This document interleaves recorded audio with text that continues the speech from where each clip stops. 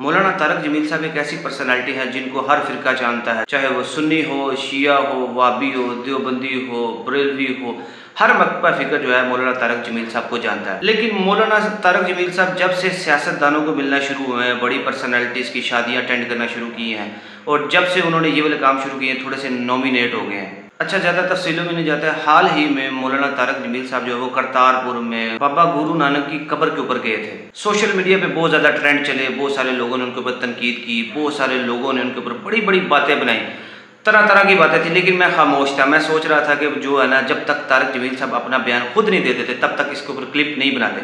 तो मौलाना तारक जमील साहब on air आए हैं, उन्होंने खुद इसको मौक़िफ़ की तायद की है और कहा है कि हाँ मैं गया था और मैं इसलिए गया था क्योंकि जो बाबा गुरु नानक है वो मुसलमान था। मेरे कारगुजारी भी है कि मैं करतारपुर गया था। करतारपुर का पता क्या है? सिखों का सबसे बड़ा गुरुद्वारा है। गुरु नानक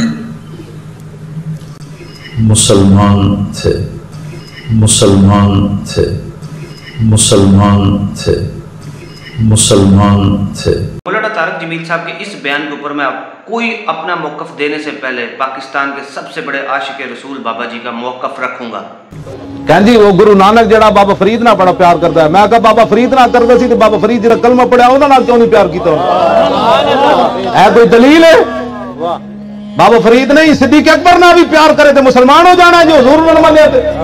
1,24,000 नबियां ना भी कोई प्यार करे हुजूर ने मने तो मुसलमान हो जाना। गल मनण दी है।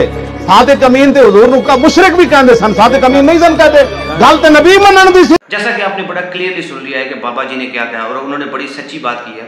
अगर वाकई ही बाबा गुरु नानक मुसलमान था तो फिर सिख मजहब कहाँ से आ गया? सिख कहाँ से निकला है? आपने अगर बाबा गुरु नानक को पढ़ना है तो आप उसकी लिखी किताबें देखें। वो एक खुदा पे बिलीव रखने वाला था, ये तो चलो उसके बारे में आता है, लेकिन वो मुसलमान था ये कहीं भी नहीं लिखा, ना ही ये कहीं से साबित है। बल्कि वो एक नया मज़हब दे के गया है जिसमें आप देख रहे हैं कि जो सिखों के त्यौहार हैं, जो सिखों के जो मज़हब है वो बिल्कुल इस्लाम से जो है हटा हुआ है। अगर वो मुसलमान थे तो एक खुदा पे अगर वो कंसेप्ट रखते थे तो उनके मानने वाले भी एक खुदा का कंसेप्ट रखते। वो तो बाबा गुरु नानक तो दूर, उसके आगे 12 खलीफा हैं। मतलब बाबा गुरु नानक को मिला के 11 खलीफा, टोटल 12 बंदों को अपना माई बाप कहते हैं। ये हमारे माई बाप हैं, इन्हीं की करम से हम चलते हैं। यानी कि वो शिर्क करते हैं और वो चढ़ते सूरज को सजदा करते हैं। हालांकि मुसलमान को कोई भी चढ़ते सूरज को सजदा नहीं करता। तो ये मौलाना तारक जमील साहब की एक समझ लें कि उनसे गलती हुई है और उनको मिस हैंडल हुआ है ये मामला, या उन्होंने किसी किताब में पढ़ा है तो ये उनको इससे रजू करना चाहिए।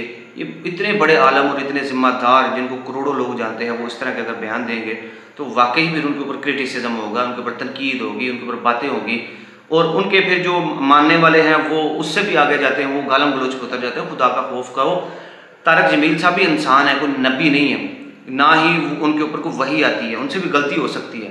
तो ये उनसे गलती हुई है, इस गलती के ऊपर अगर कोई बोलता है तो उसको हक है कि वो उनकी इस गलती को हाईलाइट करे और अगर वो हाईलाइट कर रहे हैं तो बिल्कुल ठीक हाईलाइट कर रहे हैं। आप लोगों को भी चाहिए कि इस तरह की गलतियों को खुद हाईलाइट करें ताकि मौलाना तारक जमील साहब इससे रुजू कर जाएं, क्योंकि उन्होंने पहले भी बहुत सारी ऐसी चीज़ें बयान की हुई है जिनका कुरान और हदीस में कहीं कोई जिक्र ही नहीं है। लेकिन मानने वाले जो हैं वो कहते हैं अगर उन्होंने बयान किया तो कुछ ना कुछ तो होगा।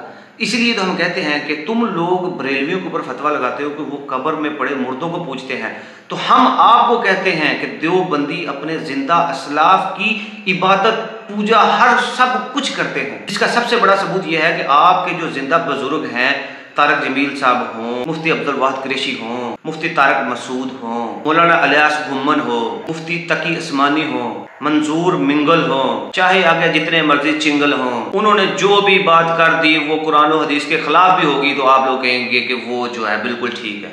इसलिए हम कहते हैं कि एक मकतबा फ़िक्र में एक ख़ास तबका है जो मुर्दों को पूछता है और पूरी की पूरी देवबंद अपने जिंदा अकाबर को पूछती है।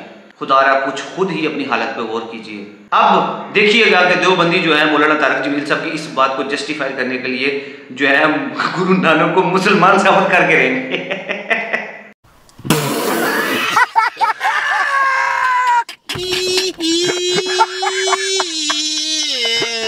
अल्लाह से हम दुआ करते हैं कि अल्लाह ताला आपको अपने अक्ल खोल के समझने की, उसके ऊपर परखने की भरपूर जो है अल्लाह आपको तौफीक अता फरमाए। जज़ाकल्लाहु खैर।